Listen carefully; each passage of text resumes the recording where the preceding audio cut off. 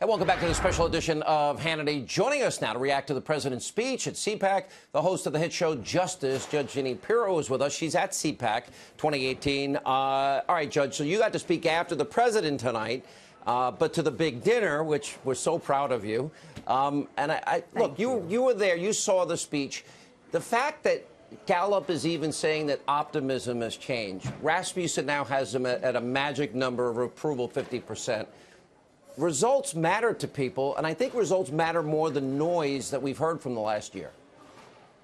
You know what's amazing is the energy in the room when the president spoke was very uplifting. It was optimistic, and it reflects the fact that probably, and as long as I can remember, we have a president who actually fulfilled the promises he made during the campaign.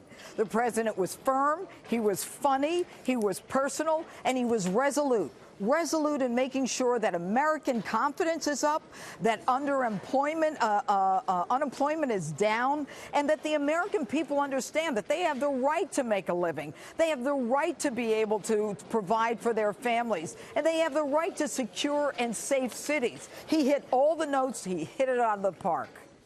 All right, let me ask you, Paul Sperry had a great piece out today. He's a really smart writer in the New York Post, and he's talking about Devin Nunes and the Intelligence Committee and the intelligence community assessment. And what they're looking at is the ICA, including their footnotes, to see if there's any analysis. In other words, was that like the FISA pre-cooked on the unverified dossier? In other words, you have the FBI, the NSA, the CIA.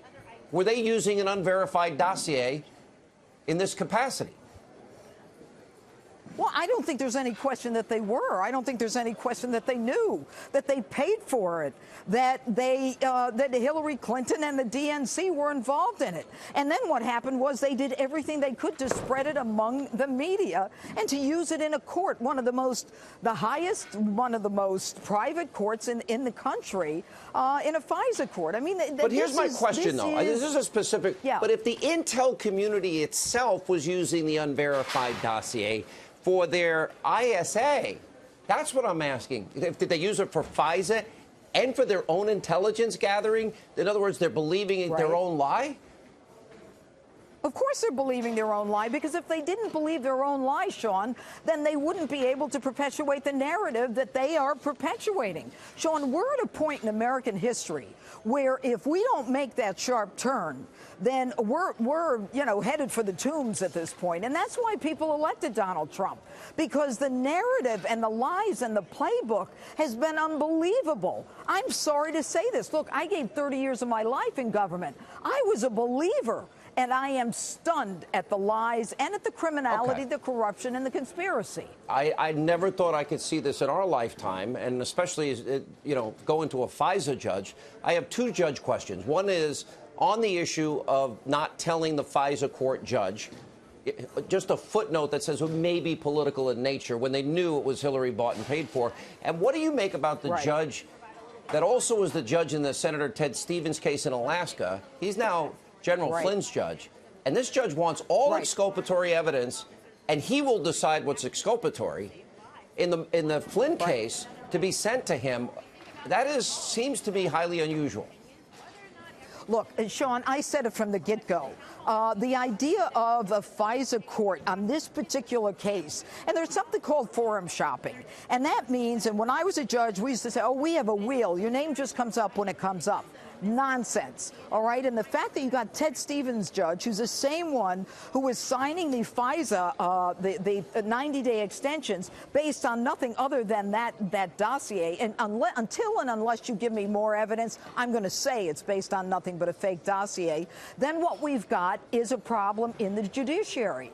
And I would have expected a FISA judge to say, everybody, cut it right here. You are not to use the courts for your political agenda. It's unheard of in American history. And these judges, if they're not saying anything, then they're as corrupt as the prosecutor. Is this judge looking to maybe throw this plea deal out that Flynn made? The idea that this judge will decide what's exculpatory and what he's going to admit and not admit is a continuation of their narrative. I wouldn't trust him, and what I would do, to be honest with you, and look, generally I trust all judges, but when you've got a conflict, you have an obligation to recuse yourself. You have an obligation to say, look, I've got a problem here. Let me give it to another judge. And I'm not saying that he is or isn't bad, but you know what? When it smells or when there's smoke, there's usually fire. All right, Judge, we appreciate, as always, you being with us.